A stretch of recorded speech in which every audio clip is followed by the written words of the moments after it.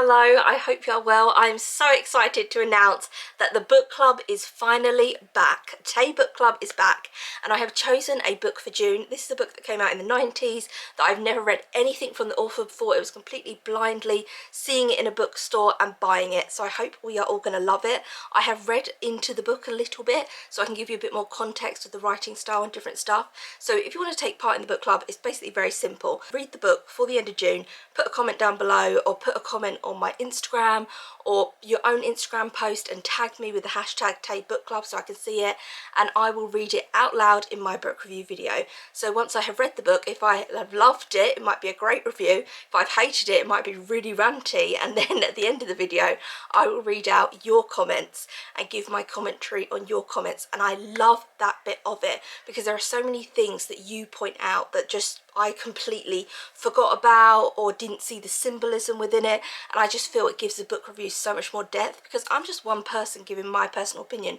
on a book. It's nice to have a collection at the end of the video of book reviews that I'm reading out that people might completely disagree with my take on the book, and they can put their own input in it as well. So, and if you want to message me on Instagram and tell me how you're finding the book this month.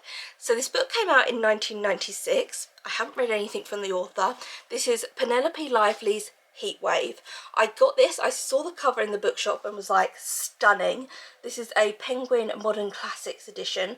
Really gorgeous. I then read the synopsis and thought, yes, we're in the English countryside. There's family drama.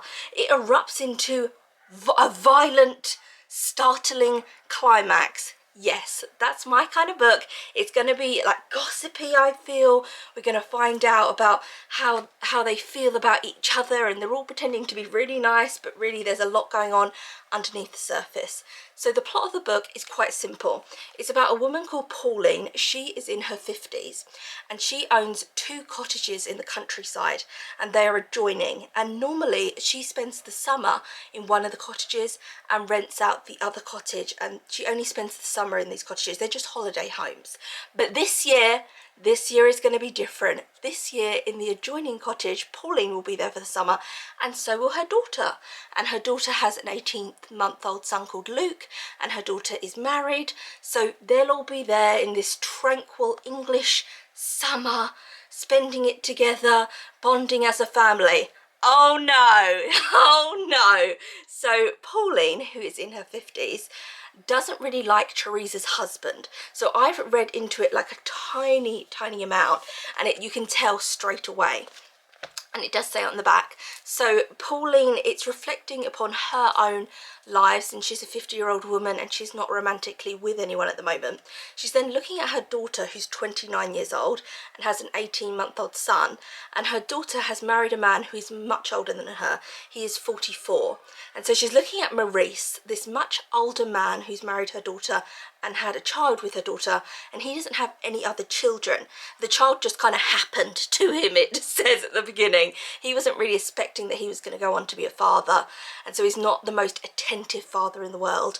And Pauline's just looking at this situation and thinking, I feel my life and my heartbreak is playing out here with my daughter and her husband, and I'm guessing we're going to find out if that's true or not. It then also flashes back into Pauline's life and her relationship with Teresa's father, who's called Harry, and how that broke down and what happened with that situation. But we're in the present day and she's observing her daughter, and they're all supposed to be having a lovely summer. Pauline had a very successful career as a copy editor. Now she does that freelance and she's working in the cottage doing that.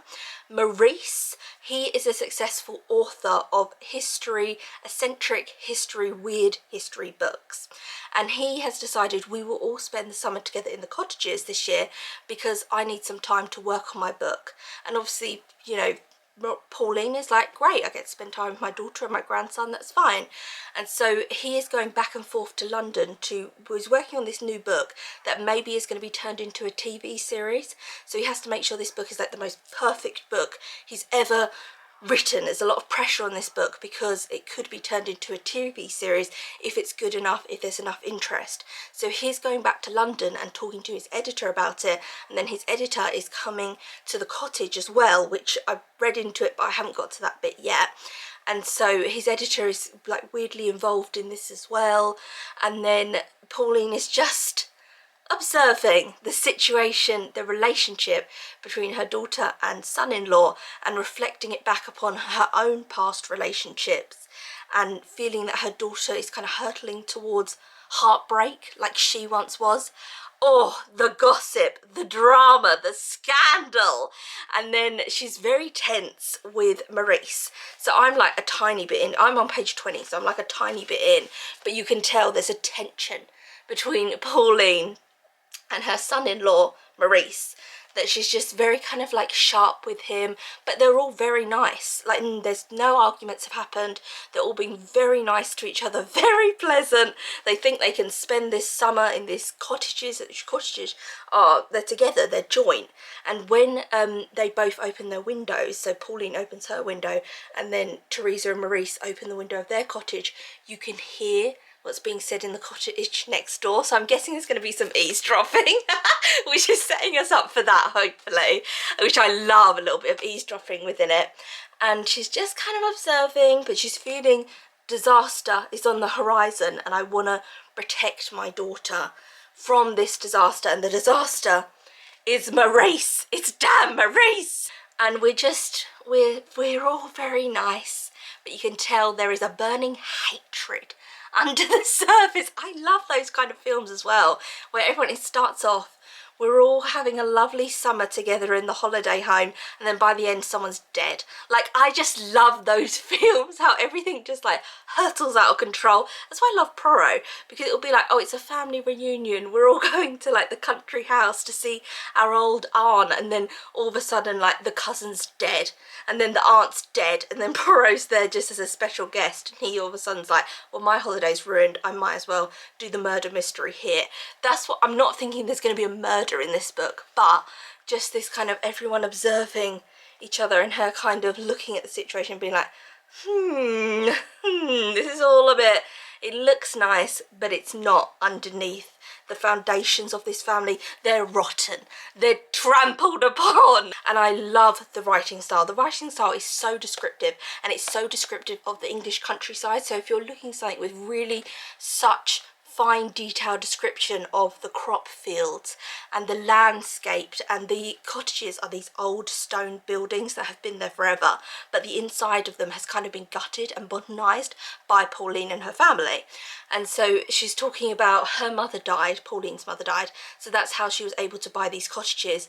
And it's all a bit of a farce, that from the outside they look like these quaint, tranquil old buildings, but the inside we've kind of destroyed them and taken out a lot of the character. We tried to keep in the old fireplace and the old staircase, but we've really gutted a lot of it, and it's humming and it's ticking, and we've got fridges and we've got the internet and we've got all these gadgets, and so nothing is quite as it seems.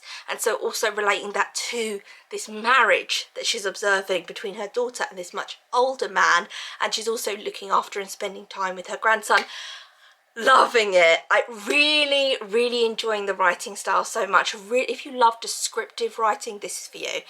Loving the going into the description, and she's talking also about her daughter, different versions of her daughter, because obviously when she looks at her daughter, she doesn't just see the woman who's in front of her, she sees her as like, oh, she was once my newborn baby, she was once my 4-year-old, she was once my 16-year-old, she was once my teenager. So we're also finding out about Teresa through her mother Pauline's eyes and memories of her. Oh, so excited to like get my little claws into this. This is the book I'll be reading now. I've completely abandoned the other book. I found this because I've been like still unpacking a bit, and I found this and I was like, I just have to read this. And then I started reading it. I was like, this is going to be a good book club pick, I feel, because we might have different opinions on it, or different opinions on how the situation was dealt with, because I don't know what's going to happen at the end of it. It's quite a short read. I'll tell you how many pages in it. It's 183 pages. And Penelope Lively in the 80s actually won the Man Booker Prize, and I think she's been shortlisted for the Man Booker Prize on 2 separate occasions, but not with this book. But I'm very excited to get into this one. I'll put it on my Instagram stories, how I'm getting along with the book and how I'm feeling about it as I'm reading it. I'm going to end this here. Tell me, please, if you're reading this. Hopefully you will read this along with me, and I will see you again soon for another video.